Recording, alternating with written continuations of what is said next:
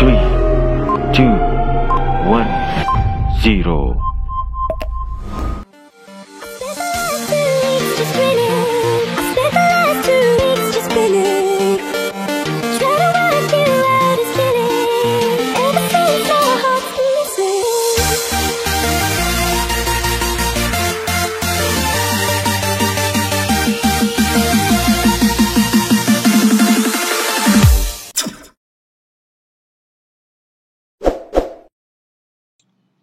Assalamualaikum warahmatullahi wabarakatuh. Selamat pagi, salam sejahtera untuk kita semua. Semoga kalian dilimpahkan kesehatan. Nah, kita bertemu pertama kali di bab yang pertama, yaitu sistem reproduksi manusia. Nah, biasanya kan langsung ke organ reproduksi gitu ya. Sebagaimana kalian belajar kemarin sistem ekskresi, sistem pernapasan, itu belajarnya organ pernapasan atau organ ekskresi. Tapi sekarang ini belum masuk ke organ reproduksi karena kita harus belajar pembelahan sel dulu. Ya, nanti erat kaitannya dengan reproduksi itu sendiri, nanti akan dibahas. Nah, sebelumnya ya, kenapa sih harus ke sel dulu? Nah, kita harus mengenali sel juga, karena mungkin kalian lupa belajarnya itu di kelas 7 ya. Nah, ini nih, kalau kalian lupa nih, ini sel yang bulat ya, sebenarnya nggak bulat gitu ya. Ini cuma model aja, model dari sel kita, sel hewan. Nah, ya, kita tuh termasuknya ke sel hewan loh, bukan sel tumbuhan, karena nggak punya dinding sel gitu ya. Kita punyanya membran sel aja atau pembungkus sel. Nah, di sini ada inti ya, inti sel, ada badan sel. Badan sel itu ada pembungkusnya tadi udah ya, membran sel. Kemudian ada isiannya. Isiannya adalah organel sel. Nah, organel sel ini salah satunya adalah sentriol. Ya, sentriol ini fungsinya adalah untuk nanti ada bagian benang-benang untuk pembelahan sel. Di sini diperlihatkan karena fungsinya dalam pembelahan sel. Yang lainnya juga ada organel sel. Kalau misalnya kalian ingat tuh ada yang namanya mitokondria, ada badan Golgi, retikulum endoplasma. Nah, itu sebenarnya tetap ada di sel ini, tapi nggak ditampilkan aja. Supaya apa? Ringkas aja gitu, nggak pusing. Karena banyak isiannya. Ya. Nah, kita lanjut. Nah, isiannya di inti sel ini, jadi ada yang namanya materi genetik atau kromatin. Nah, kromatin ini adalah materi genetik yang benang-benang, tapi masih acak-acakan gitu, namanya kromatin. Kemudian di sini inti sel itu punya pembungkus. Pembungkusnya namanya membran inti. Sebenarnya membran itu artinya pembungkus. Ya. Oke, kita lanjut. Nah, tujuannya apa sih sel ini membelah gitu kan? Yang pertama adalah pertumbuhan. Sebagaimana kalian lihat nih, ya, dari bayi ke dewasa ada perbedaan dari tinggi, ya. Tinggi itu kan berarti si kakinya, si badannya, si tangannya itu harus besar, ya. Lehernya, semuanya itu harus besar. Nah, penambahan jumlah sel ini ada dari aktivitas pembelahan sel. Begitupun perbaikan ketika kalian luka, misalnya lutut kalian luka nih. Nah, luka itu ada bagian sel-sel yang rusak, sehingga harus ada sel baru untuk menutup luka gitu. Karena kalau misalnya nggak diganti ya, sel darahnya bakal keluar mulu gitu. Kemudian yang terakhir adalah reproduksi. Reproduksi maksudnya adalah untuk menghasilkan sel kelamin. Nah, ini bukan matahari ya, itu adalah sel telur yang dihasilkan dari wanita setiap bulannya yang sudah balik. Nah, kalau yang ini adalah sperma. Sperma itu sel kelamin yang dihasilkan pria. Oke, kita lanjut. Nah, sebenarnya pembelahan itu ada dua, ada mitosis sama meiosis ya. Yang kita bahas sekarang itu mitosis dulu, ada 4 tahap. Yang pertama adalah profase, kemudian ke kanan nih metafase, terus ke bawah anafase sama telofase.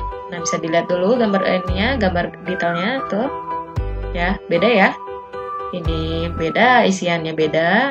Nah, maksudnya apa nih? Kita akan bahas satu-satu.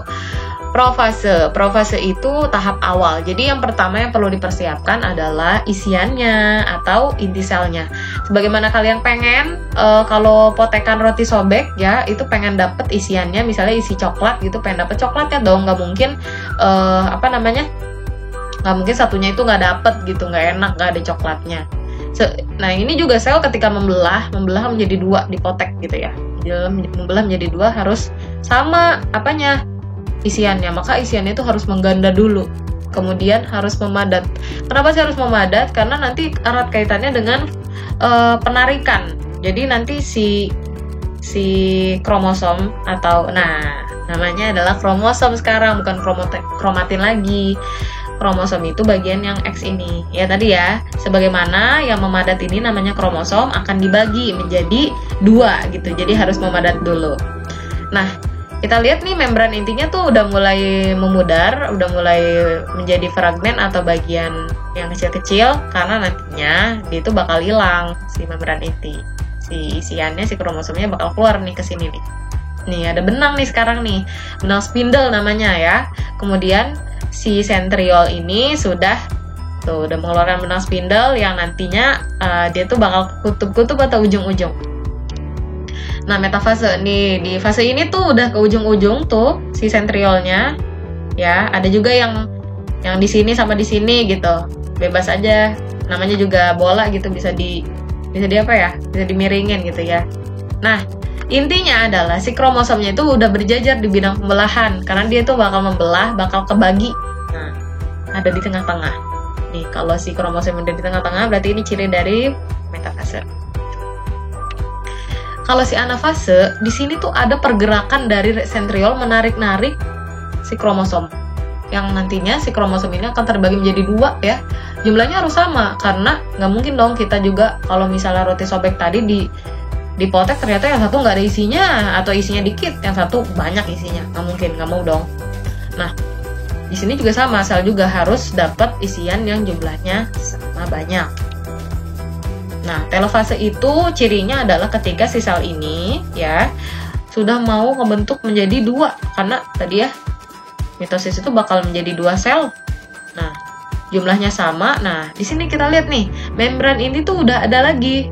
Dia itu siap membungkus si materi genetik. Nah, materi genetiknya udah menjadi kromatin lagi ya. Sebenarnya nih kalau misalnya di model ini tuh cuma 4 jumlahnya. Aslinya mah nggak 4, aslinya banyak banget. Karena ini model ya mewakili aja. Nah, kalau misalnya kita lihat nih, tuh sentriolnya udah menarik lagi benang spindle ya, udah nggak ada. Karena fungsinya udah selesai.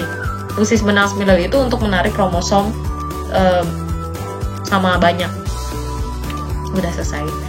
Nah, ini perbedaan mitosis sama satu lagi namanya meiosis ya. Jadi pembelahan sel itu ada 2, mitosis sama meiosis. Nah, mitosis itu ada 4 tahap nih. Kalau sini ada 5 nih Bu, gimana nih? Ya udah cuekin aja karena sebenarnya intinya adalah profase, metafase, anafase sama telofase gitu. Nah, meiosis ini ada 2 tahapan. Nah, beda nih ya, lebih banyak nih tahapannya. Nah, kalau tadi kan mitosis tuh ada sampai telofase aja. Nah, kalau meiosis telofasenya membelah lagi menjadi profase 2, metafase 2, anafase 2 sampai akhirnya telofase 2. Kalau kita lihat nih, ini nih anakannya tuh cuma 2, dari 1 menjadi 2. Kalau meiosis anakannya jadi 4 nih. Ini bakal 2, ini bakal 2. 2 tambah 2 4 ya. Nah, jadi bedanya mitosis sekali, meiosis 2 kali. Si mitosis itu anakannya sama dengan induknya. Kalau meiosis, sifat anaknya berbeda dengan induk. Sifat mitosis itu diploid atau 2N, kalau meiosis haploid. Nah, ini maksudnya apa nih? Saya kasih contoh. Tujuannya sel membelah tadi kan ada 3 ya. Ada 3. Pertumbuhan, perbaikan, sama reproduksi. Ya. Mitosis itu fungsinya untuk pertumbuhan dan perbaikan. Kalau meiosis fungsinya adalah untuk pembentukan sel kelamin, sel telur sama sel sperma. Contoh gini deh, kenapa sih si mitosis itu 2N? Balik lagi ke sini, takut lupa. Mitosis itu kenapa sih anakannya, sifat anaknya itu 2N atau diploid? Kalau meiosis kenapa sih harus haploid atau N? Gini. Mitosis itu tadi kan fungsi pembelahannya adalah untuk menutup luka ya, salah satunya ya. Nih, gini nih. Ketika kita luka, selnya itu kan rusak, maka harus membelah dulu, membelah sampai akhirnya ada si sel yang baru. Nih, sel yang baru ini sifatnya sama aja kan sama sel yang nggak luka di sekitar-sekitaran luka gitu. Jadi sifatnya itu harus sama dengan yang sel lama gitu, sel yang lama yang gak rusak gitu. Jadi kalau si mitosis ini sifatnya harus sama. Ketika menutup luka, si sel itu kan baru. Sel baru itu nggak boleh beda dengan sel yang lama gitu. Sama-sama sel lutut gitu ya. Nah kalau misalnya si meiosis ini harus beda dari sel yang induknya. Kita jelaskan di slide selanjutnya ya. Nah gini. Di sini judulnya itu ke sistem reproduksi ya. Karena si sistem reproduksi ini laki-laki itu bakal menghasilkan sperma ketika udah balik. Wanita itu bakal menghasilkan sel telur nih, bakal menghasilkan sel telur yang pembentukannya itu melalui proses pembelahan meiosis. Di sini meiosis gitu ya. Sifatnya itu harus beda dari induk. Nah, contoh, sperma ini sel induknya apa sih? Sel induknya itu ternyata sel tubuh. Sel tubuh dari sel testis. Testis itu adalah organ reproduksi dari laki-laki, ya. Sel testis ini sifatnya diploid. Sifatnya diploid sampai akhirnya membelah, terjadi tahapan menjadi sperma yang sifatnya haploid. Sama seperti sperma, si sel telur ini dihasilkan dari sel induk. Sel induknya apa sih? Sel induknya adalah ovarium. Ovarium itu adalah sel tubuh yang sifatnya diploid. Nih, 2N nih. Sampai akhirnya dia menjadi N, ya kan? 1N kan? N atau haploid. Nah, ini harus menjadi haploid. Kenapa? Karena gini loh, sel kelamin ini, sperma dan sel telur ini, dia itu bakal menyatu.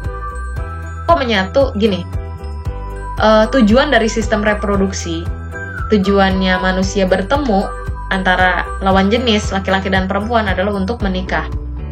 Menikah itu pasti punya keinginan untuk punya keturunan, ya. Kalian mungkin belum saatnya memikirkan hal ini karena belum merasakan gitu.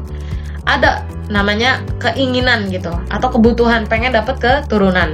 Keturunan itu dihasilkan dari proses hubungan intim. Hubungan intim itu akan terjadi peleburan dua sel kelamin antara sperma dan sel telur. Sperma yang haploid atau yang N, sel telur yang N juga itu bakal menjadi 2N gitu.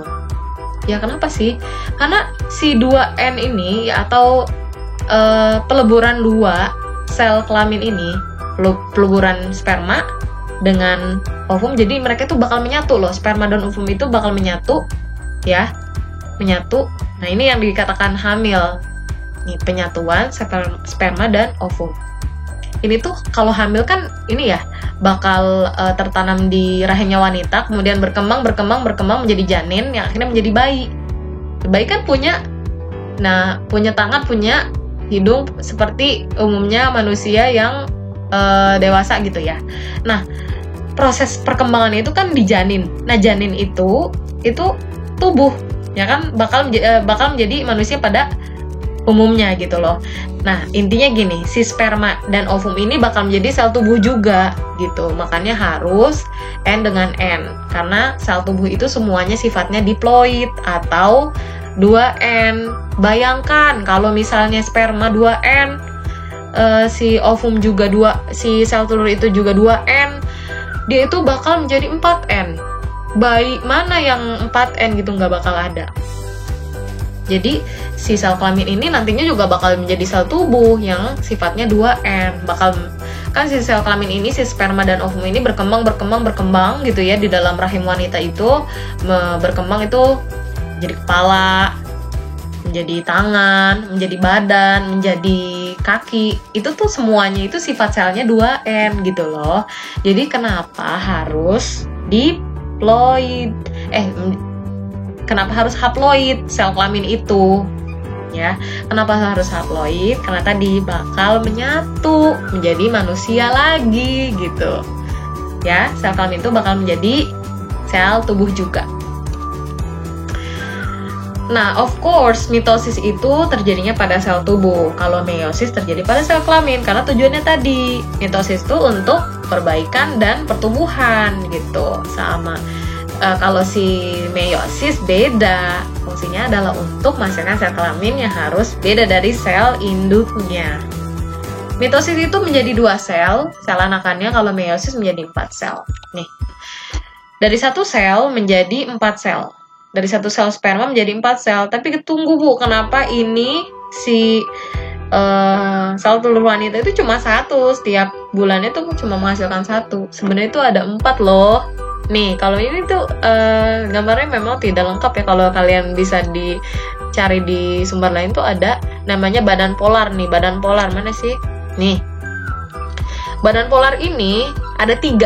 Jadi 1 di sini, nanti di sini ada lagi 2. Meiosis lagi kan 2 kali. Oosit sekunder menjadi ootid. Itu meiosis lagi, pembelahan meiosis lagi. Nih, meiosisnya 2 kali nih. Sama seperti wanita juga. Ya. Jadi badan polar itu ada 3. Jadi 3 plus 1 jadi 4. Nah ini yang dikatakan ovum itu, kalau misalnya kalian salah paham ya, lihat gambar ini, ovum itu 2N karena dia udah dimasuki sama sperma. Sperma yang N, ini yang N, jadi 2N atau diploid. Ovum itu adalah yang setelah fertilisasi loh, setelah fertilisasi. Gitu ya. Nah itu saja penjelasan dari saya, semoga kalian bisa mengerti. Tapi kalau misalnya kalian masih belum mengerti dan ada pertanyaan, boleh ditanyakan di WA group, jangan di Google Classroom.